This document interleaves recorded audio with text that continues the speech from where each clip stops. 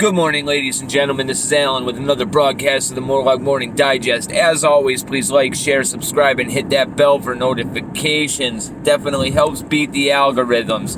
You're going to find a few links in the description below. One of them is to my BitChute channel, as well as a PayPal link and a Bitcoin wallet for donations. No obligation, but I definitely appreciate it moving forward.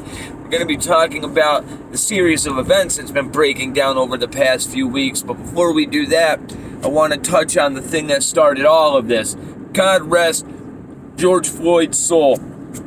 Man, I really hope this guy didn't think about what his death was going to cause for his city. Because if he did, he died a miserable man. Because anybody with common sense could have saw what was going to happen, especially with everything that's going on right now politically in our country.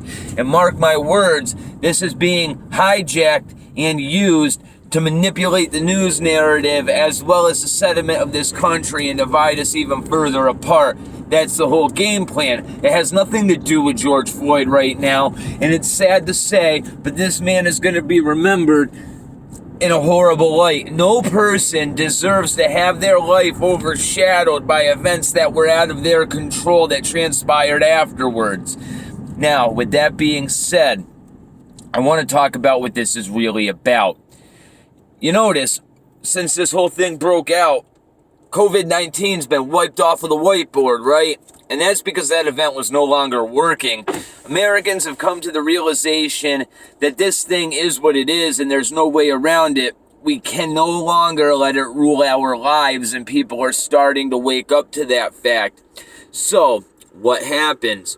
Another event just mysteriously breaks out right at the same time that Nancy Pelosi just so happens to be breaking another constitutional norm by allowing proxy voting to take place in the House of Representatives. Basically, what she's allowing is people who represent their states to give the right to vote to a different member of the House of Representatives and cast it in their name. In turn, silencing the voices of every citizen that elected them to represent their state and allowing another state to cast the vote for the citizens of the state that's being voted for by proxy. This is explicitly against the Constitution of the United States of America. Now, another reason why all of this is happening is because they've realized with the poll numbers that coronavirus isn't going to serve their needs for trying to win the election for the Democratic Party. And don't get me wrong, there's a bunch of Republicans that are just as guilty in this whole thing, but in the end, they're serving the same political agenda. As I've said many times, there's a left wing and a right wing to every bird, and the bird doesn't get to its destination without those wings working together. Think about that logically for a moment, because it tells you exactly how our government works. Now, you definitely have outside sources that are using these protests, right? That's what they started out as. They use these protests to provoke people into becoming violent. Now, there's video of the first instance of riots breaking out. There's a guy who is dressed in all black, shows up out of nowhere, smashes out windows, and takes off. Now, he was actually chased off of the scene by people who were there protesting, because the original people there, they were not violent. But what this did is it set off a mob mentality. Now, people have been locked in their houses for the last 2 to 3 months.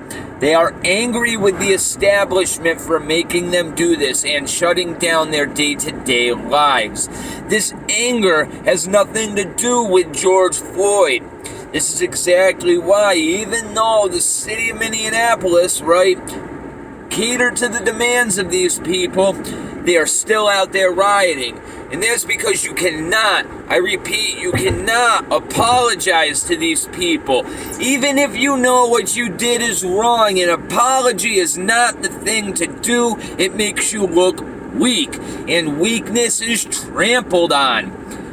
It's life rule number 1. You don't give these people an inch because they take a mile, right? And they are not concerned about the small demand. That's just a means to the end, which is total control. Even if you know you're wrong, you don't give these people an inch. Look at every time anybody's ever apologized to the left. It never works. It never works. Stop doing it, right? And that's exactly the tack that you've seen the federal government start to take. And honestly, I don't know if it's going to play out properly, because Donald Trump nailed it when he tweeted out, when the looting starts, the shooting starts. And that wasn't Donald Trump's original words. That was used back in the 60s when a bunch of riots were breaking out. And it's true. When the looting starts, the shooting starts. Donald Trump wasn't talking about the National Guard going in and shooting people. He was referring to people getting fed up of watching their livelihoods ruined.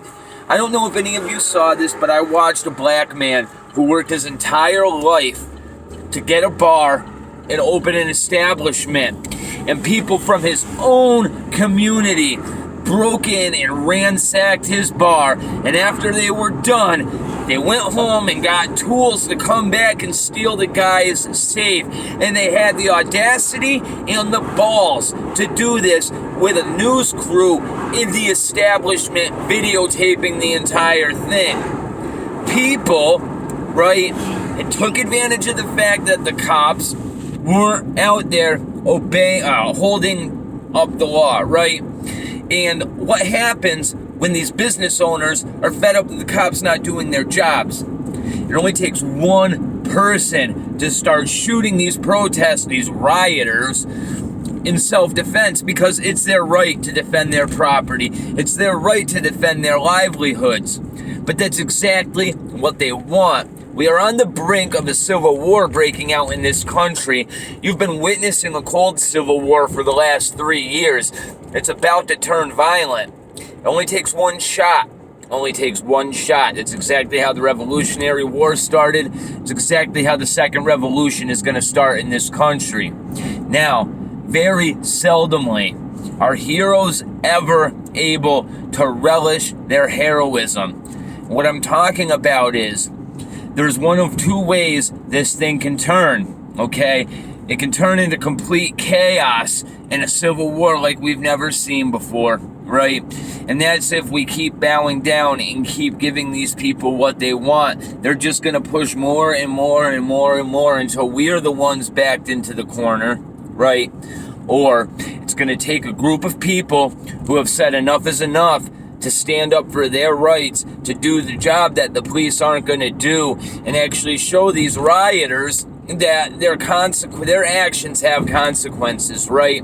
Do you think George Washington, do you think Thomas Jefferson, do you think these men were anything special in their lives? Yes, they were leaders of their communities, but do you think history would have ever written a book about them or ever given them any type of historical reference if they weren't willing to risk their lives, if they weren't willing to go to war for what they believed in, if they weren't willing to die for their principles? And the answer to that question is no. And on top of that, if they would have lost that war, they would have been talked about as traitors and human scum. But the fact of the matter is they were put in a situation where they had no choice but to do what they had to do as men for their principles and for their God-given rights. And we ourselves are about to face the same exact situation. Now, who is going to have the balls to be that hero?